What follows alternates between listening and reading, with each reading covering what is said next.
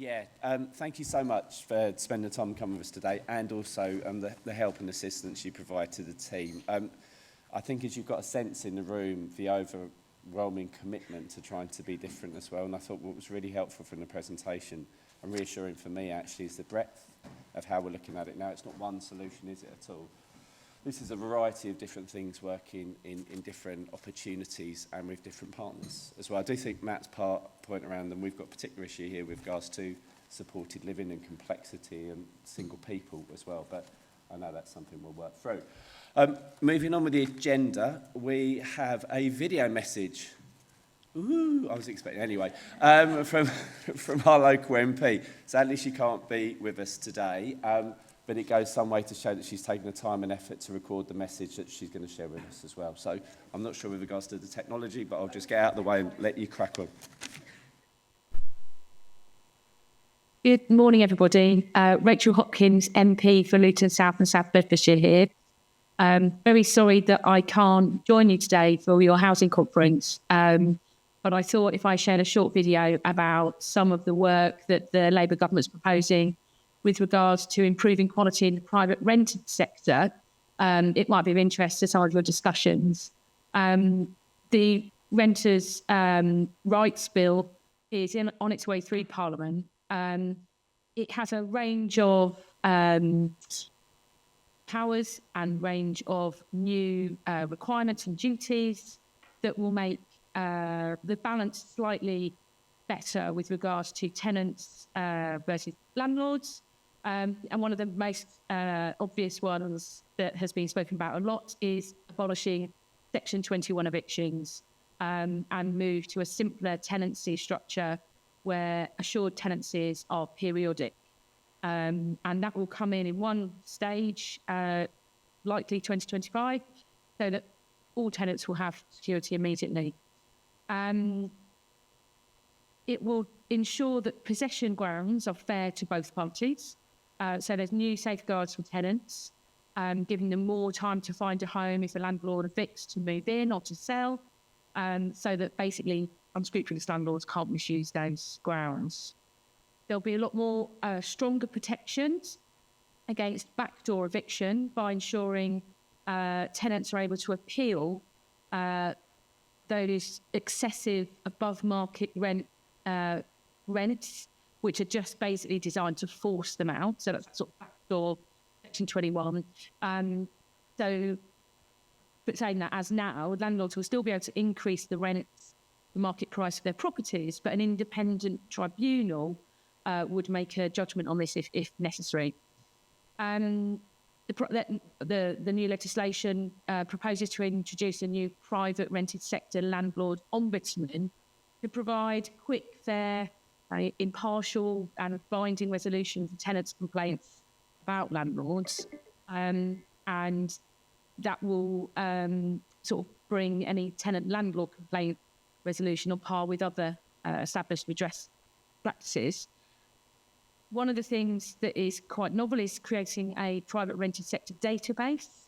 So that also helps landlords understand their legal obligations and to enable them to demonstrate compliance, whilst also helping tenants to make informed decisions when they're entering into a tenancy agreement. This will also support local councils to target enforcement activity where it's needed most.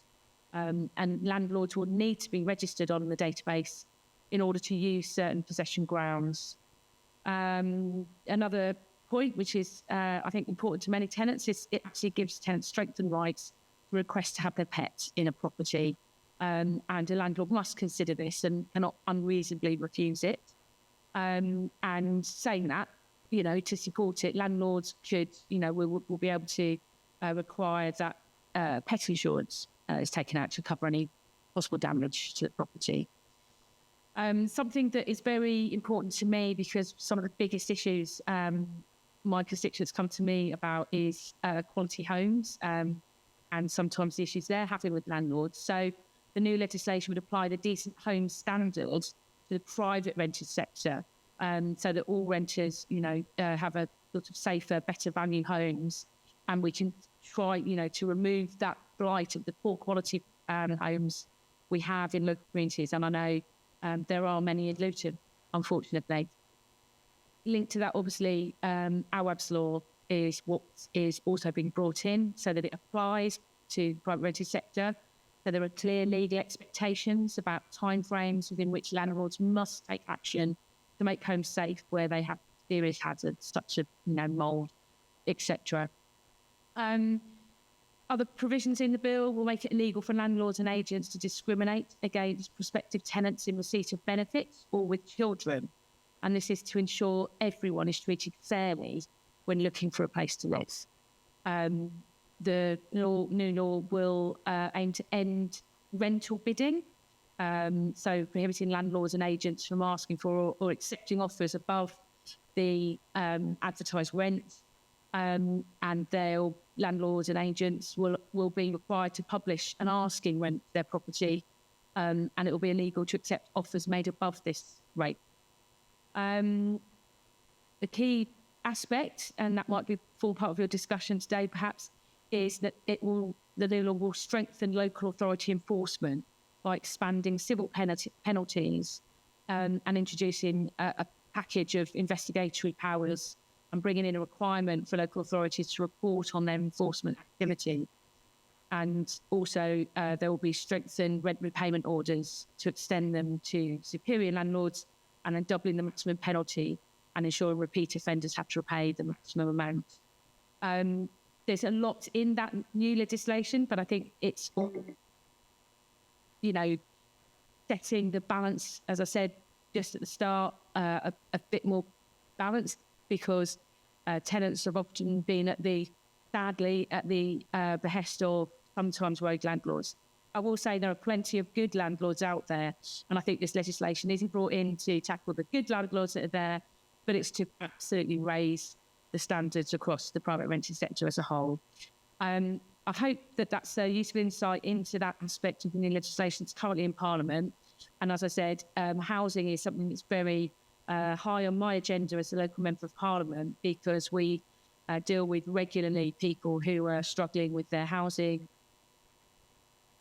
crowded housing, and an inability to access affordable housing, particularly in the social rent sector. So I was really pleased this week that in the budget measures set out by the Chancellor, there was that recognition of the right for councils under Right to Buy, that they would retain any receipts of any council houses that were sold to help with replenishment and to reduce the discounts that are available under Right to Buy, because ultimately everyone deserves to live in a safe, secure and affordable home.